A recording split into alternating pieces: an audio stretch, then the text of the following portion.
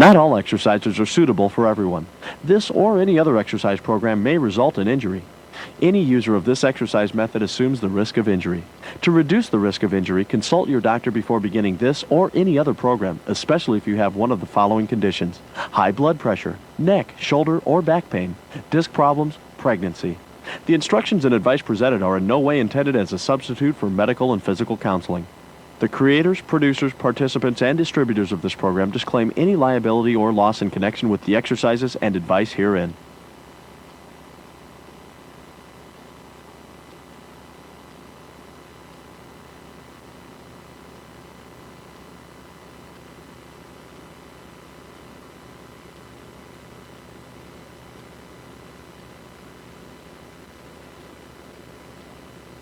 Fundamentals 1 and 2 will assist trainers in making the correct, thoughtful choices for a sophisticated and demanding clientele with a growing awareness of the body-mind connection.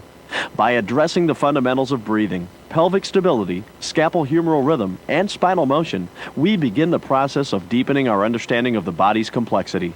Trainers will learn how to see specific dysfunctions and asymmetries which require the ability to modify and vary exercises, movements, cues, and progressions. Also included are the reasons why certain exercises or positions are contraindicated for specific populations.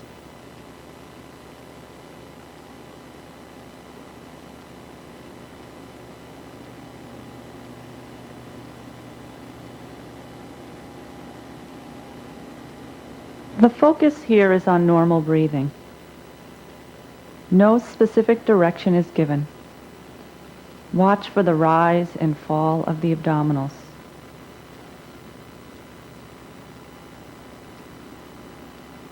Then there is a change.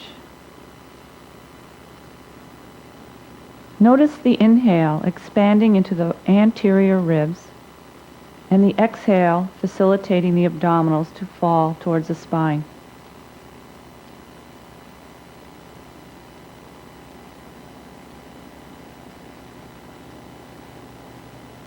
Now notice the inhale into the posterior lateral ribs and exhale facilitating the abdominals. The coordination of the breathing is inhaling, expanding into the posterior lateral rib cage, and exhaling, contraction of the abdominal muscles.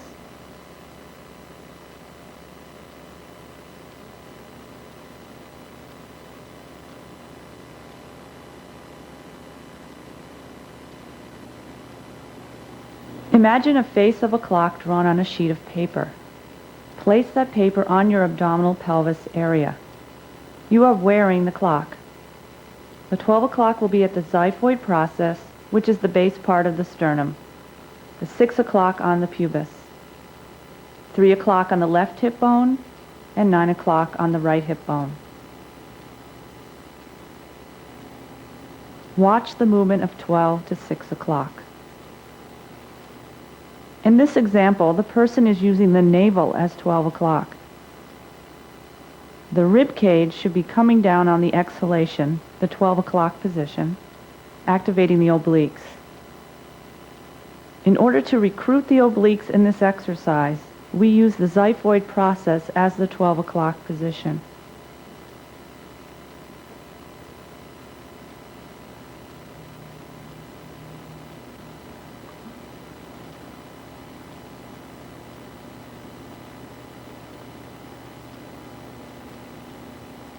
Watch the movement of the 3 to 9 o'clock.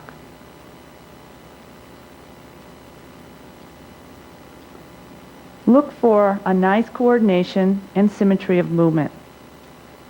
See the 3 and 9 move in the same excursion. Inhalation facilitates rotation. As the pelvis rotates to 3 or 9 o'clock, inhale, and exhale on the return to center to activate the abdominals.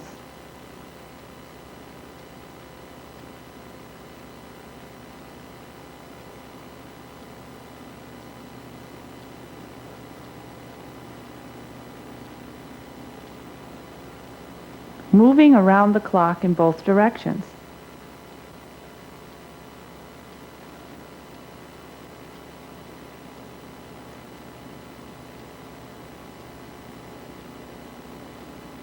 As needed, one can concentrate in various areas of the clock to promote an increase of range of motion and awareness in the client.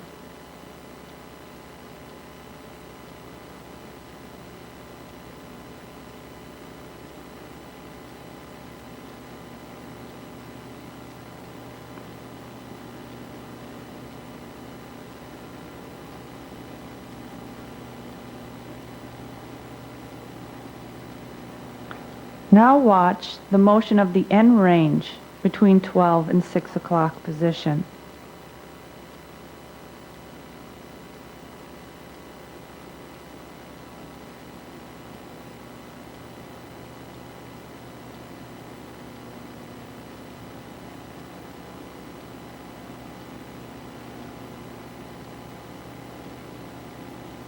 Finding the neutral position.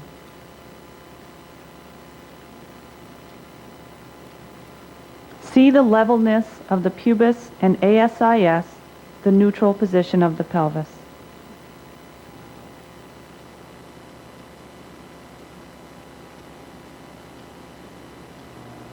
Watch the breathing in the prone position.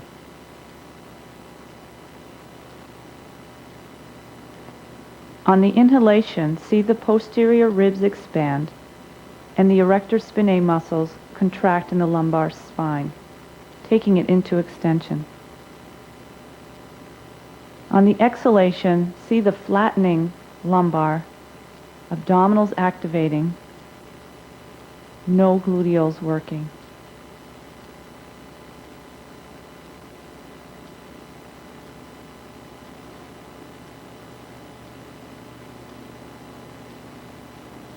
The goal of this exercise is to use the abdominals to posteriorly tilt the pelvis, the 12 o'clock position.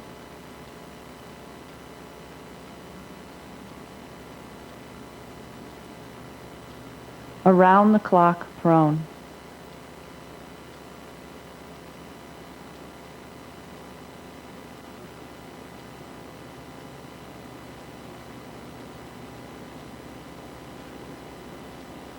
Neutral in prone position is ASIS and pubis in the same plane on the table.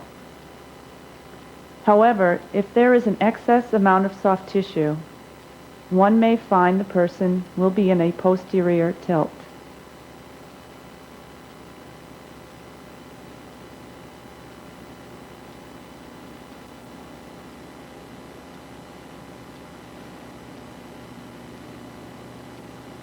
Pelvic clocks in a seated position. When the legs are extended, it is difficult to achieve a 6 o'clock position, as seen here, possibly due to hamstring tightness. It may be necessary to perform this exercise with knees bent or seated on a small box or stack of pads. Watch for the end range of the 12 o'clock position.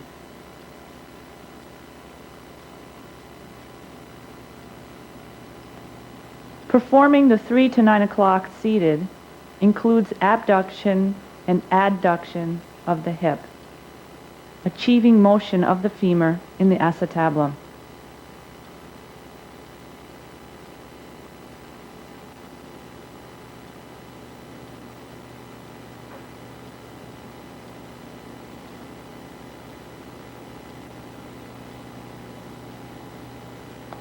Watch the 3 to 9 o'clock motion with oppositional thoracic motion.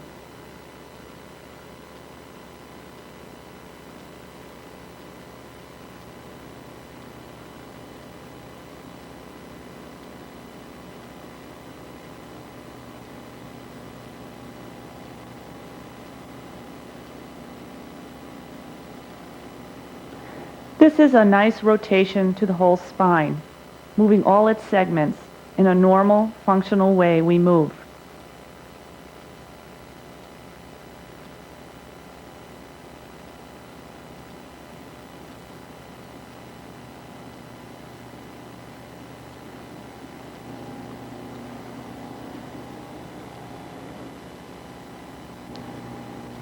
Watch the lumbopelvic rhythm.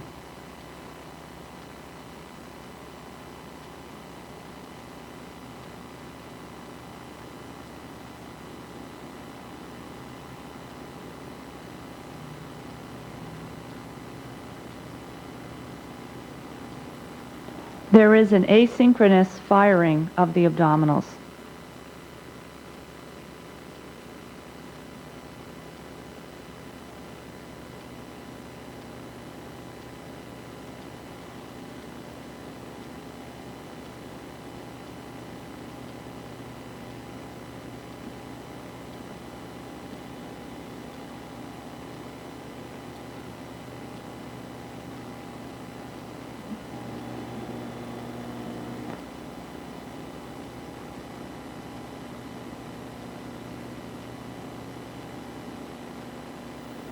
The pelvic clocks in this case required the ability to maintain a level pelvis from the 3 to 9 o'clock position at the start.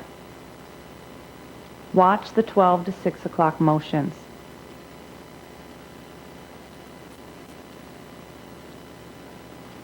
As seen in the sitting position, the pelvis is starting a little behind, not able to achieve the 6 o'clock position. One can see a dysfunction in the lumbosacral area. The question that arises is, what's the restriction not allowing the lumbosacral spine to move? The right quadratus lumborum is constantly firing.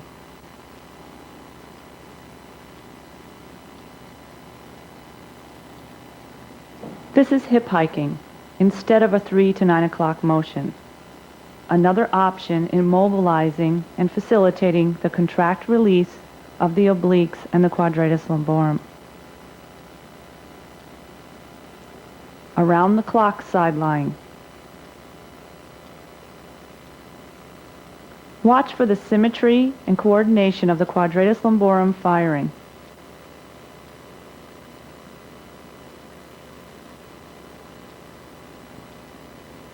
Notice the right quadratus lumborum is overactive the entire sequence of the clock.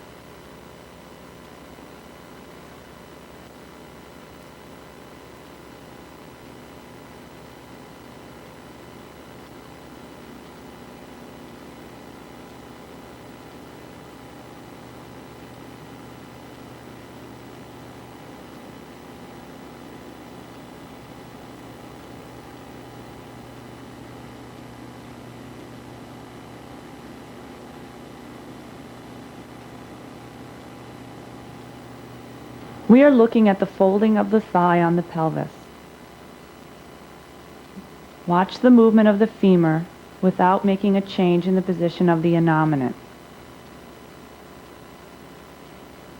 One does not need to posteriorly rotate the pelvis in this motion until you go well beyond 90 degrees of hip flexion.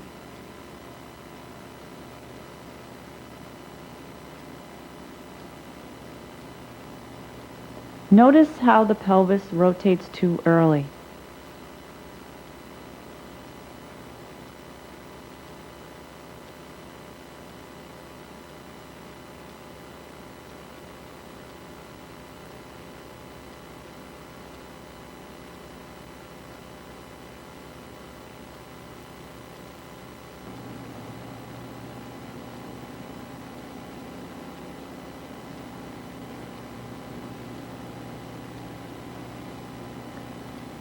Notice when the pelvis remains in neutral and the femur moves independently of the pelvis.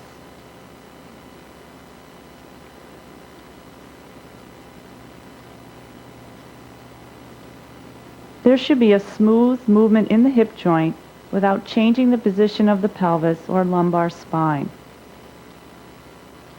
This is a folding in a single leg movement of the femur on the pelvis.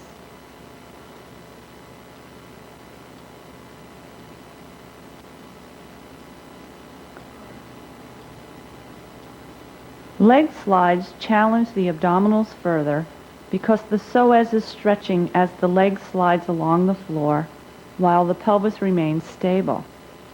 The stretch of the psoas forces the abdominals to work harder. Notice when the pelvis anteriorly tilts with the leg as it extends. See how our ASIS moves anteriorly.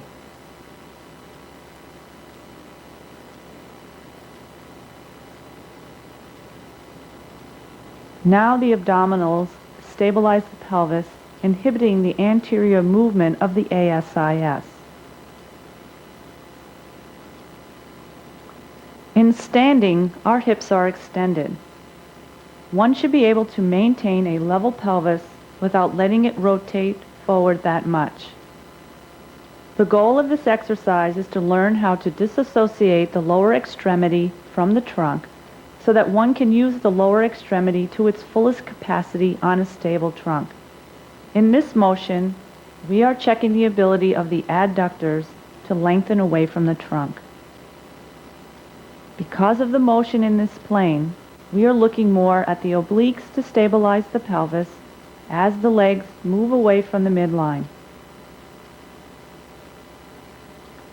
We are looking at both ends, above and below the pubis. The abdominals insert above, and the adductors insert below the pubic bones.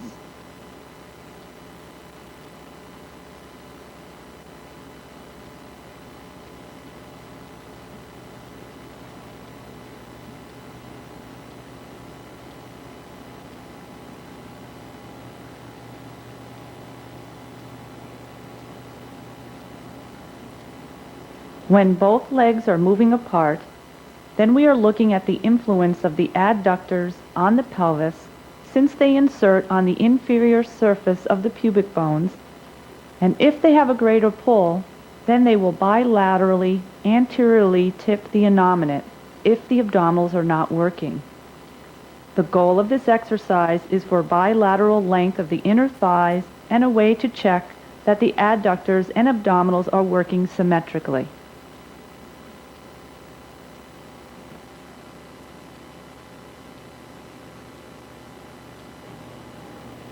Watch the head on neck motion.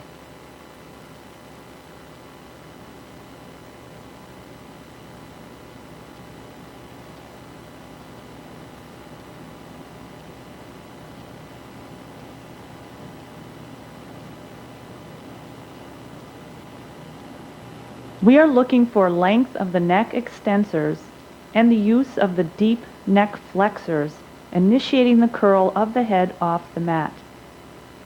Minimal to no use of the scalenes and sternocleidomastoid muscles of the neck. The arms are held wider than recommended for the purpose of the camera angle.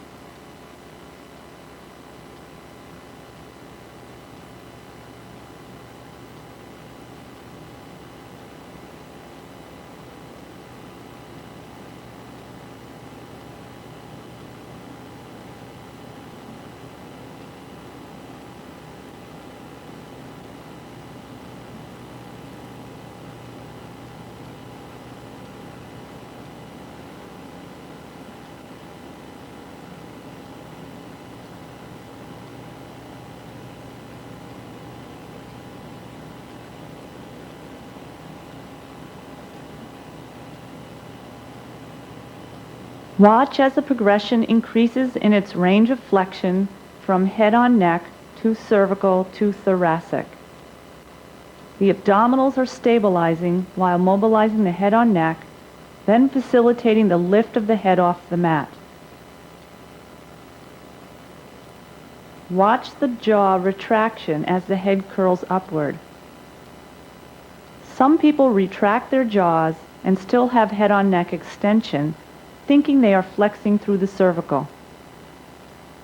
This is an important fundamental because many of Joseph Pilates' exercises begin like this.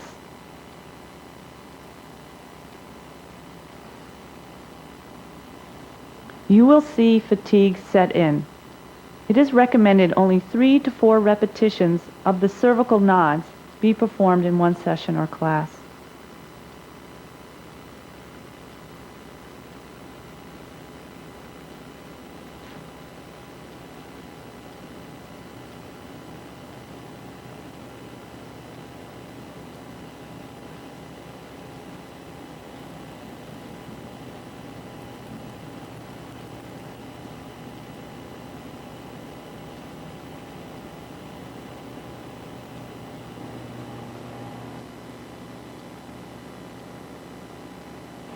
This motion is progressed into a modified roll-up and abdominal exercise. Watch for the intrascapular muscles, the muscles that keep the scapula in line, and the deep neck flexors to fire.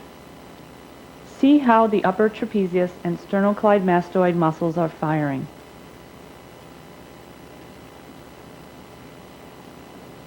As the roll-up progresses, watch the recruitment of the abdominal muscles.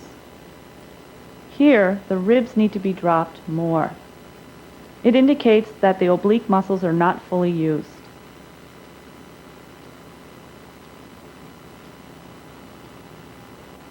Notice the navel to spine position of the abdominal wall and the constant neutral pelvis with the lumbar spine in flexion.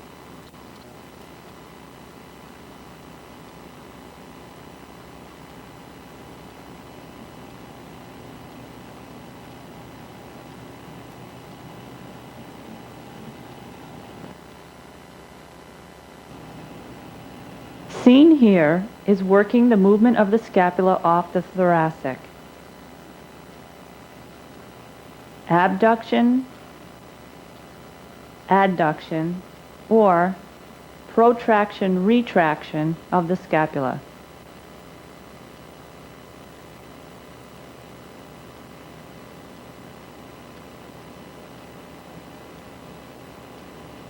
Then integrating more rotation. The higher up one moves the arm, the more rotation of the thorax will occur. Reaching with the arm and abduction of the scapula stretches the intrascapular muscles before shortening them. This is different from sitting spine twist, where the scapula stays stabilized on the thoracic and the motion is pure spinal rotation.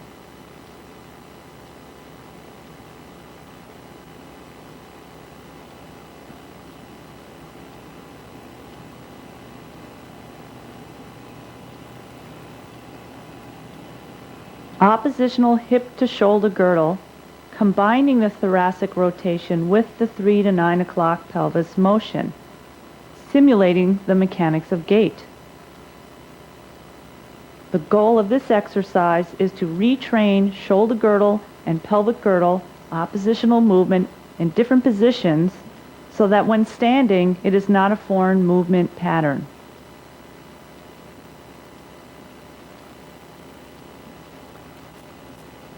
Depression of the scapula, engaging the lats.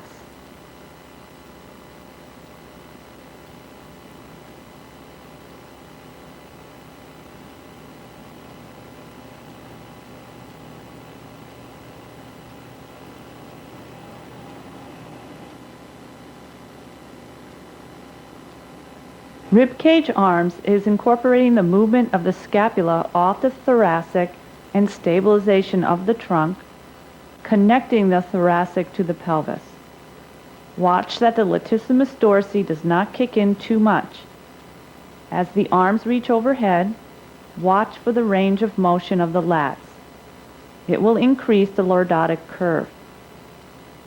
Contrast this motion with the use of the obliques, stabilizing the ribcage to the pelvis, not allowing the excessive arching of the lumbar spine caused by the shortness of the lats. Also limit the range of motion overhead to the stretch point of the lats, not allowing the lumbar spine and ribcage to extend off the mat.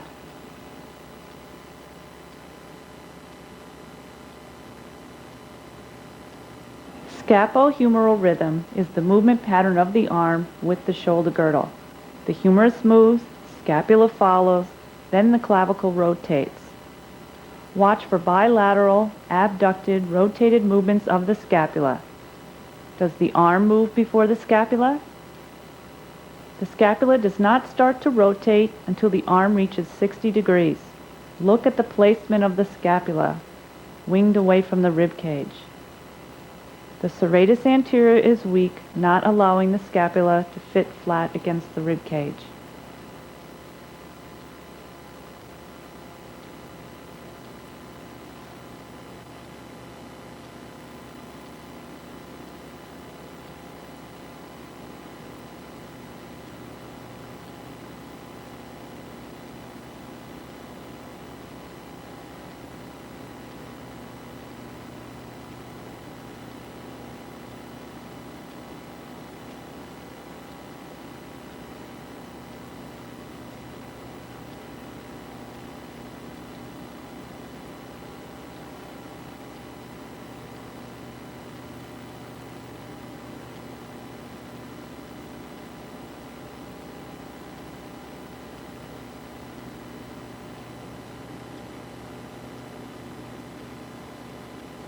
Roll-up is a full-range abdominal exercise incorporating all the fundamentals, initiating from the cervical nod, segmentally flexing the spine, maintaining a neutral pelvis until the lumbar spine draws the pelvis into a posterior tilt. Watch for that moment of the change in the pelvis.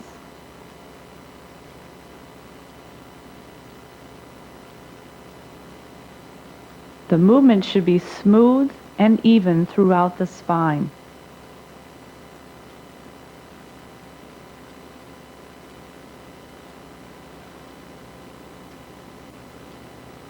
Roll-up recruits the entire range of abdominal muscles in both concentric and eccentric contraction.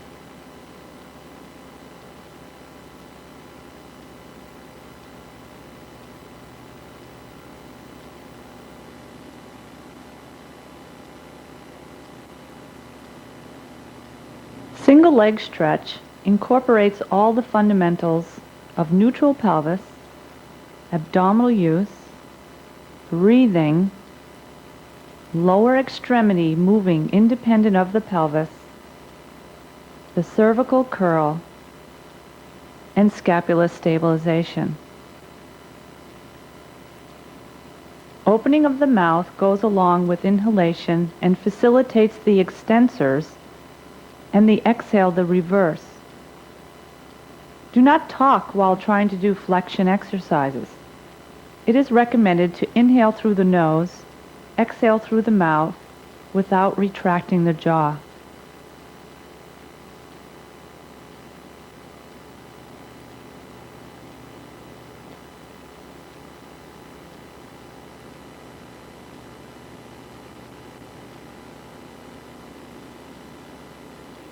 There are many variations of double leg stretch. The breathing can be used to increase the use of the abdominals and challenge the abdominals.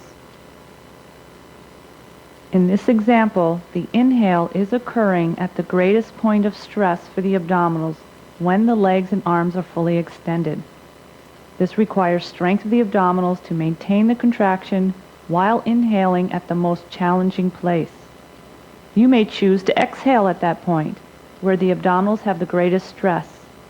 The exhalation gives the abdominals the support they need.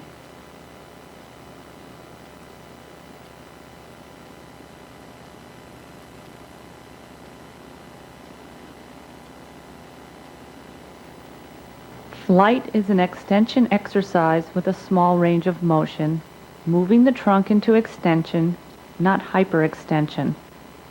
It is recommended to use flight for the older female population because these small ranges of motion give the bones just enough stress to lay down new bone. Notice the principles of prone neutral pelvis, scapula stabilization, and the cervical position throughout the movement.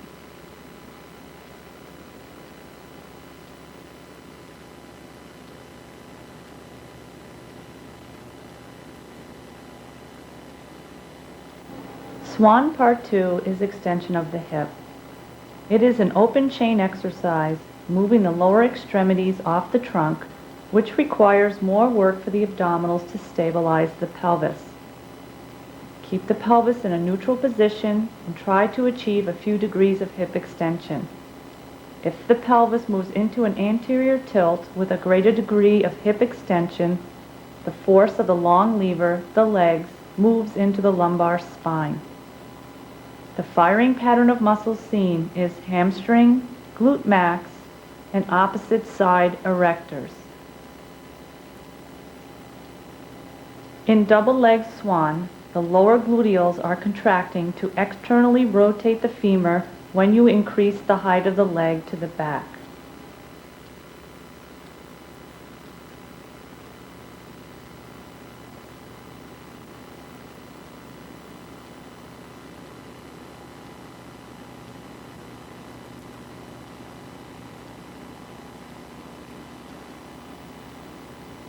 Full swan incorporates the upper and lower trunk moving together. You may choose to protect the lumbar spine by stabilizing at the pelvis and try to achieve hip extension and thoracic extension by keeping the weight on your arms. Or achieve a greater range of extension at the hip joint without concern about lumbar lordosis. It is a greater force coming from two ends into the lumbar spine. Here, the glutes are tightening and relaxing to show that the glutes are not active for this position. If you want to protect the lumbar spine, you may activate the glutes. For some populations, lying on their stomach puts them into the limit of their extension and inhibits their ability to extend. They may need a prop under the pelvis, starting in flexion of the spine. Start in flexion of the lumbar spine, the 12 o'clock position, prone, so the person can feel a sense of movement towards extension. The pelvis can stay level and the upper extremities can move into flexion while the spine is extending. Adding the upper extremities is a greater stress on the lumbar area because of the latissimus dorsi going into the thoracodorsal fascia.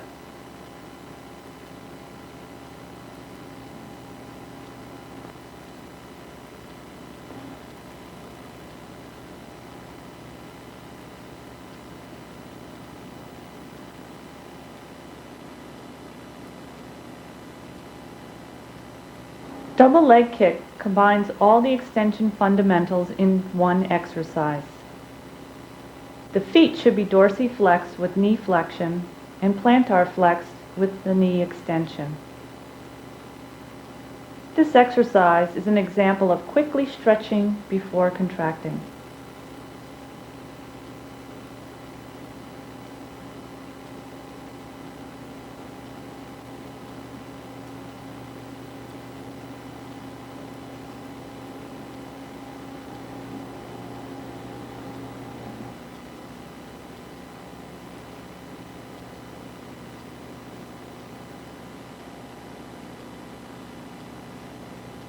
In spine stretch, look where the pelvis is starting. Is it in neutral or a posterior tilt? This will affect the range and place the motion in a different segment of the spine. The first example is starting in a more posterior pelvis. Watch for the shift to neutral and how it changes the range of motion of the spine.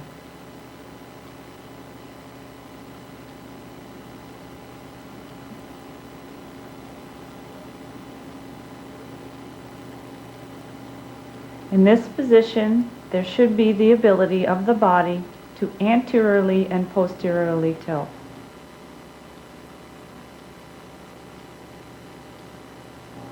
In spine twist, look for the sitting plumb line and pure spinal rotation.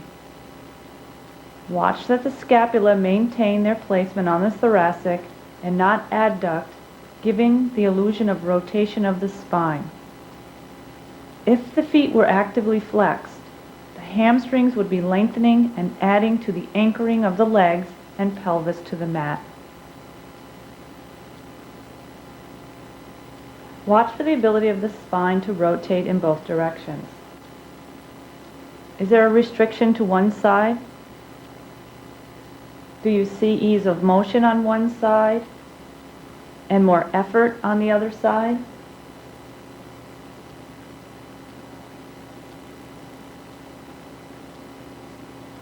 In this example, it is easier to rotate to the right side. Watch how the scapula maintain their relation to the spine as the spine rotates.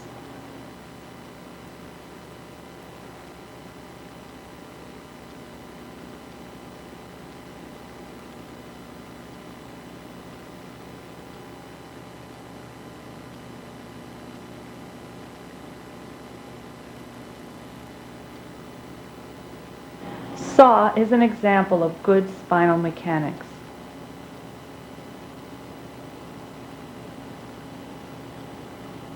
Rotation, side bend to one side, and the return in the correct path.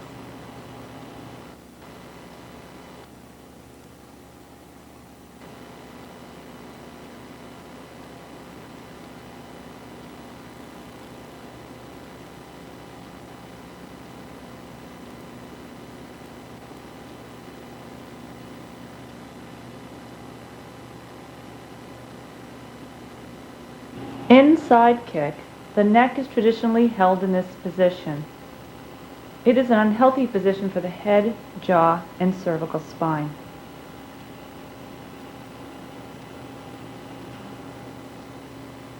The following two positions are recommended for any side lying positions. On the elbow, one needs to support the upper trunk with the stability of the scapula. Lying down, a small towel roll supports the head, placing the cervical spine in its neutral position. Here, side kick is being performed on the Cadillac with the arm in the up position for filming purposes. It is a mat exercise performed without a spring, with the upper hand on the mat in front of the body for support. The side lying fundamentals are very important here. The femur is swinging forward into hip flexion and backward into hip extension. The challenge is maintaining the pelvis stability throughout the movement and keeping the femur in good alignment.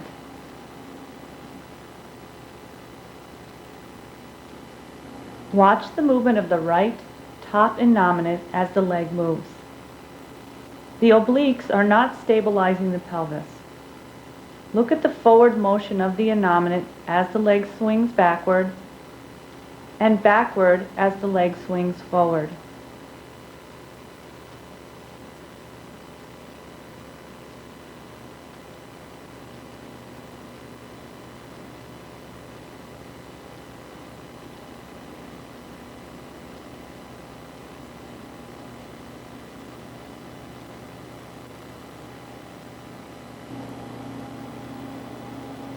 Watch how the femur is internally rotating as it swings forward and hip moving along with the leg.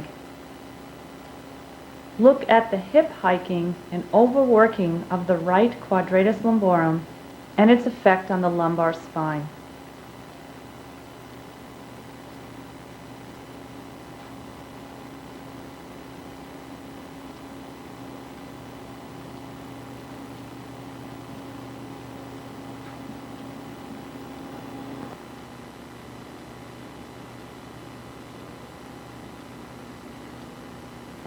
Twist 2 is a closed chain shoulder girdle movement where the trunk is moving on the shoulder girdle rather than the shoulder girdle moving on the trunk. It requires the serratus anterior muscle to move the trunk off the shoulder girdle.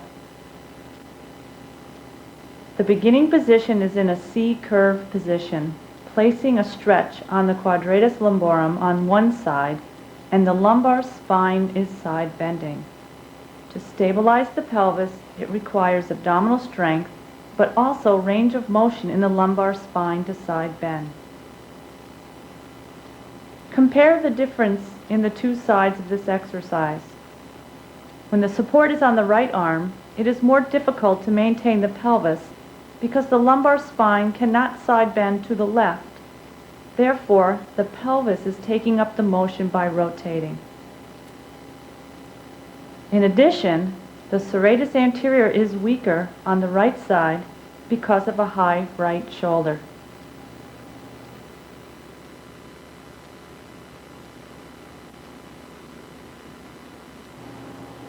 Front support is a weight-bearing closed chain exercise with a co-contraction of the front and back of the body. Look for the alignment from the head on neck, shoulder girdle, pelvis, and legs. In this example, the abdominals need to be working more to avoid the extension of the lumbar spine as the leg extends to the back.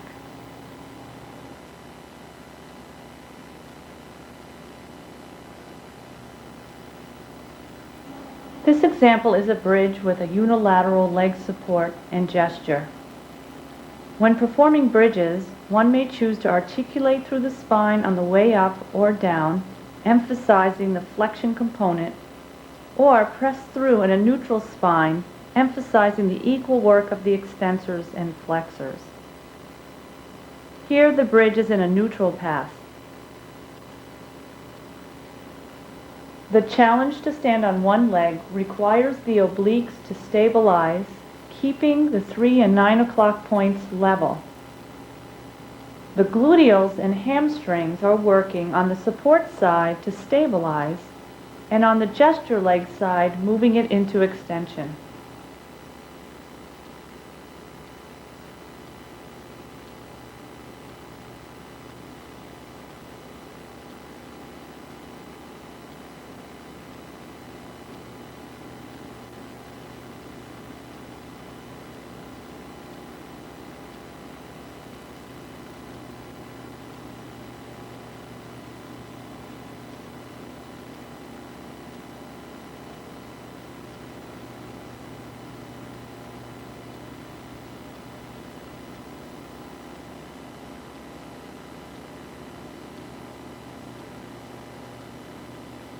Rollover and jackknife initiate the movement of the pelvis by a posterior tilt, the 12 o'clock position, and flexing the lumbar spine. The abdominals maintain a contraction throughout the range of motion.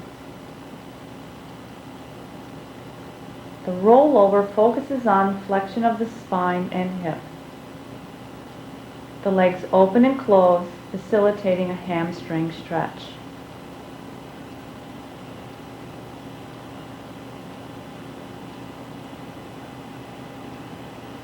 The jackknife moves into extension more than the rollover. The pelvis stays where it is after the initiation.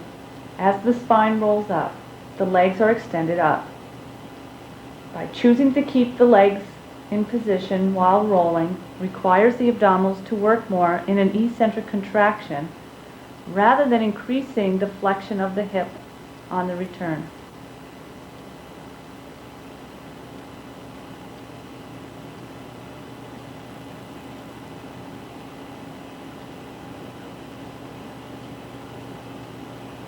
Watch that the rolling stops when the weight is distributed on the shoulder, not on the neck as seen here.